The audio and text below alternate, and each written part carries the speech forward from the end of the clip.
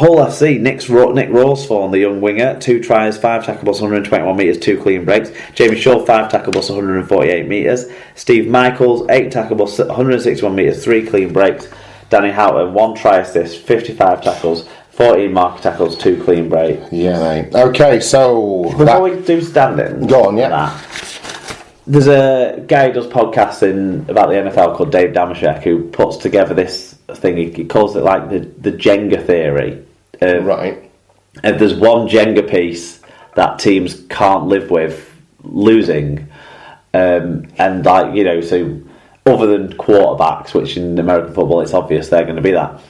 It feels like every time that Hull FC lose one or two of their starting 1 to 13 shirt numbers, yeah, the Jenga tower falls over. So it's almost like they've got 13 Jenga pieces, or maybe 10 Jenga pieces, and they struggle to put some consistent product together. It's a really good analogy. When they miss 1 or 2 of them. Yeah, it's a really good analogy, yeah. And they're not doing themselves any favours by taking their own Jenga pieces out of the box. No, are they? With indiscipline and poor attitudes. So that was a lot of rugby league to talk about. What has all that done to the standings, Mark? Cast stay top, Salford are in second, now have a stronghold on a top 4 berth. Leeds are third with Wakefield impressively up into 4th, Hull drop into 5th, Wigan hold on to 6th, Saints are just a point behind them in 7th, and it's Catalan back in the top 8 at the expense of Warrington. Huddersfield, League witness unchanged down the bottom. So in terms of predictions, Super Brew and Dream Team updates, how has the week gone? A decent 12 out of 18 for you, Tom. Strong week, heading into the end part of the season. That's a good lead to build. An embarrassing 7 out of 18 for me. Cumulatively, to be fair, you were hamstrung by your dogged refusal to pick Wigan as losers. I thought we could have and should have won both games, Tom. And I think that every time they step onto the field, there's 17 cherry and white jerseys. They should be able to win every game they play. Oh, we're the greatest club in the world. You have been very well indoctrinated. Fair enough, mate. Anyway, so cumulatively, I'm on 65, but you're on 73. That's a big lead for me to find a way to claw back. You have to start coming up. You have to start throwing some Hail Marys, mate, in terms of the predictions. So just going to see how it goes. We'll be on 8 games a week, won't we? When we get to the middle 8, of course. Well, the Super 8's in the middle 8, so we'll see. True. What about in Super Brew? Who's winning? Paul O'Brien's wearing the yellow cap right now, so good week for Widnes, good week for Paul. Owen Hughes stays top of the table though, so he's in great form. Dream Team, Stephen Bowie, talking of great form, he stays at the top and was the high scorer with 1,401 points over the doubleheader. Jesus, that is good work. Yeah. Well done indeed. Right, that's 2 rounds of Super League taken care of. Let's take a look now at some results from elsewhere in Rugby League.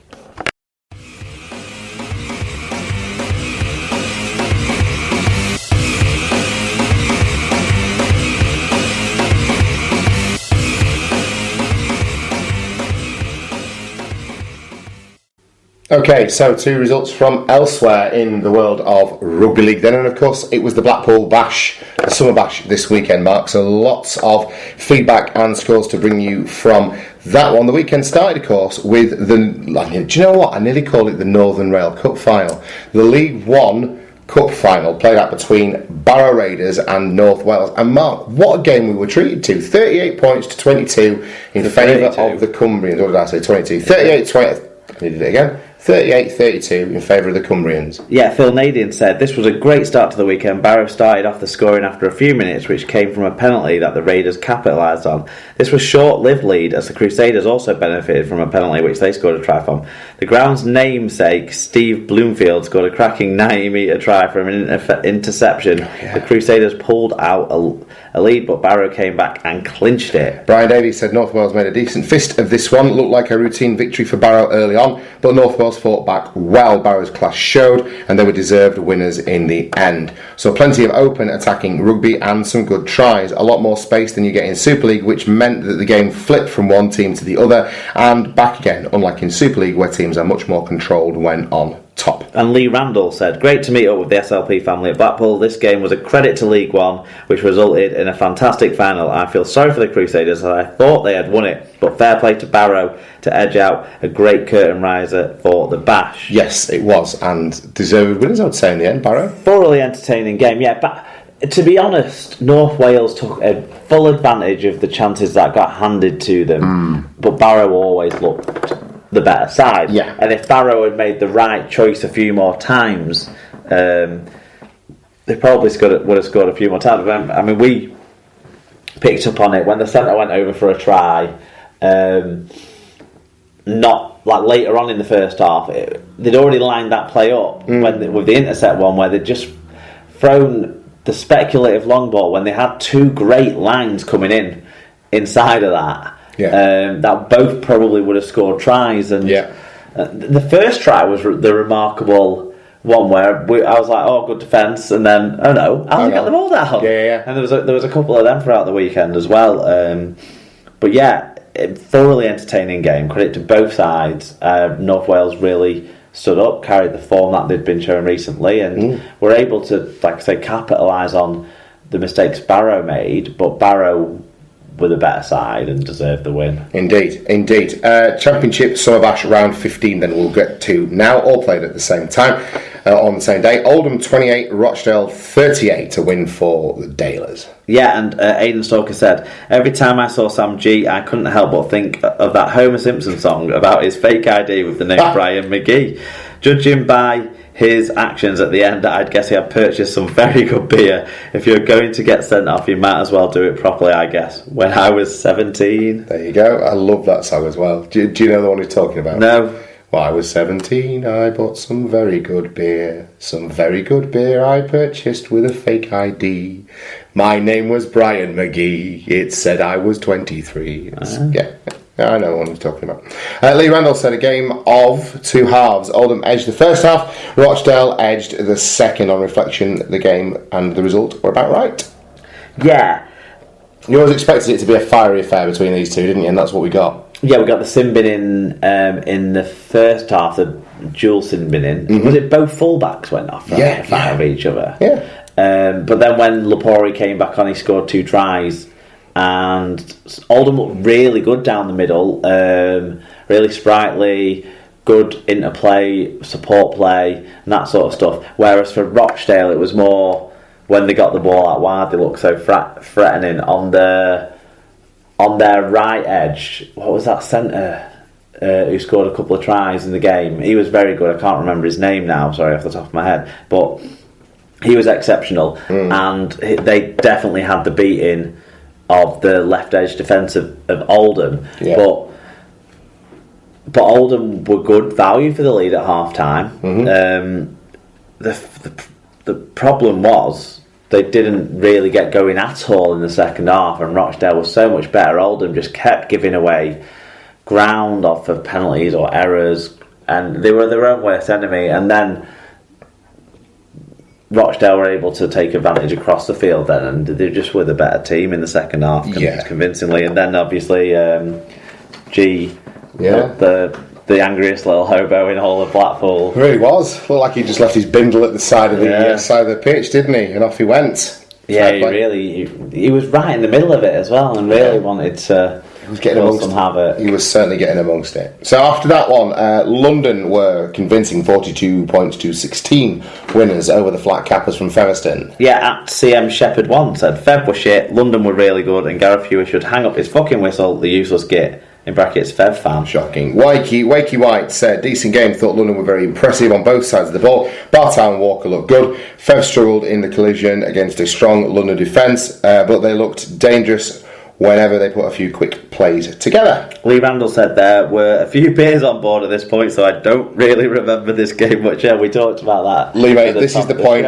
This is the point at which I start to get hazy. We had Barry come and chat to us during the first half of this one as well. I've gone to the loo at night at that point. No. Oh no, he came by and then afterwards. Yeah. Okay. So we saw the first couple of tries, and then the play was all down that far end when Barry was chatting to us pretty much. So it felt like London were definitely on top. Yes. They properly took it home in the second half. I mean, the first two games. I recall giving a bit of stick to Jarrett Sammett at one point. Yeah, he kicked out on the full. Well, I will have definitely done that. Then. Yeah. The first two games was back and forth in the lead. This one was London from start to finish, and actually they really showed what class they've got when they can put somewhat. When we were talking to Ed Courtney, who also was another listener who came out a brief chat, he was saying he was worried about the forward pack, but knew that the backs had enough to get done. But actually, was it Ioane, how do you pronounce it? However you pronounce his Mark name. Ione. Yeah.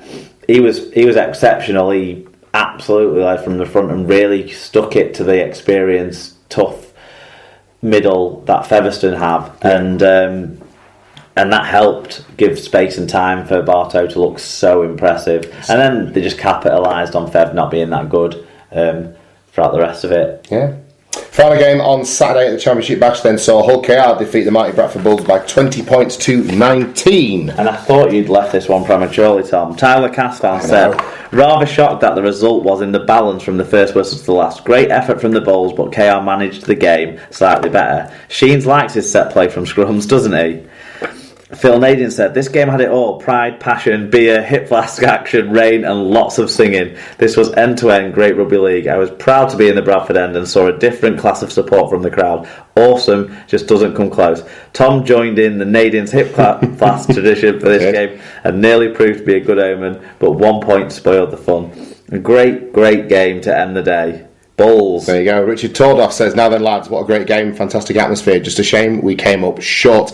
If we play as well as that every week, we'll stay up. Great to finally meet up with you lads. Brackets, hope Tom remembers. I do remember, Richard. I do. Brian Davis said, easily the best game of day one. Great atmosphere, especially from the Bulls fans we were sat with. Got to admire their enthusiasm as they've been dire for years and are almost certain to get relegated. Bulls fans baited KR fans in the chippy after, and they'll be content to life outside Super League forever like them. There you go. As they could only beat Bradford by 1 point. Think if the Bulls played like that every week, they wouldn't be bottom. Yeah, I suspect so. John Hamilton said, only really had this on to see how the lads from on loan from Leeds went, but it'll take some beating as game of the weekend. Had me really shouting for the Bulls. Honestly, the better team won, but Bradford have an interesting season ahead if they keep that passion in their play. And then Lee Randall said, we sobered up a bit for this game. And this game didn't disappoint. A fantastic atmosphere in the Bradford end, and a game Bradford deserves something from. If they play like this every week, they'll no doubt stay up. It is honestly the best performance of the season according to pretty much everyone in the know around Bradford, and that was good to see. And it was good to see what happens when fans get behind you and really show a positive attitude towards the cause rather than the rumblings and the grumblings. But the players came out and actually were up for it from minute one, and Bradford took the early lead. And it's what we've been saying for the last 4 or 5 weeks now, is that the youngsters are augmented by some of the loanees that we're bringing in and some of the older heads having a strong influence. Dane Chisholm made his second debut for the Bulls and played exceptionally well before going off injured. I think we lost a little bit when he wasn't there with Joe Keys in the halves. Jordan Lilly's long kicking game was so controlling in the first half as well. I don't know what he's doing to not be in the frame at Leeds. So, fair play. Well, when with Maguire out and they looked so... Well, obviously they lost at Widnes, so they lacked control somewhat. You would have thought Jordan Lilly might have been a half-back who could give them that control, but it wasn't there to play. No. But, credit to Hull KR, they managed the game better, I would say, in terms of when they put points on and their efforts in defence. So fair play to them. It does all go well for Bradford if they can keep that attitude right. Yeah, it's hard. It's sketchy for me to remember the specifics, but the intensity of it was fantastic. The atmosphere in the Bradford end with the fans and the flags. And when you left and got a bit angry when Hull, it was Jordan Abdul's try, weren't it? And you got a bit angry and stormed off. Well, it was game over at that point. And then. Not 2 minutes later, Bradford had scored. I did hear the roar. Yeah. I did hear the roar, but at that point I thought it was just over as an endeavour, and I was cold. Do you know, it didn't quite feel like it was inside the ground. It was so enjoyable, an atmosphere to be part of. Yeah, it was wonderful. Absolutely wonderful. One thing before we move on from this game, though, we forgot to mention the other person who joined us on the Summer Bash day one, and this was Alan's special friend from the Bradford fan base that could have sat anywhere along a row of about 4 or 5 empty seats behind where me, you and Phil sat, but chose to sit herself squarely almost on Alan's knee, to be honest. Right next to young Mr. Witts. And do you not have any memory of this whatsoever? No, who's this strange and intriguing young lady? Some middle-aged woman. It was. There you go. Well, fair enough. Yeah. I'm quite glad I don't remember that. Okay, on to the second day then, and it was a close one, but Sheffield Eagles were 30 points to 24 winners over Swinton Lions. Brian Davies said, enjoyable first game of day 2 with surprise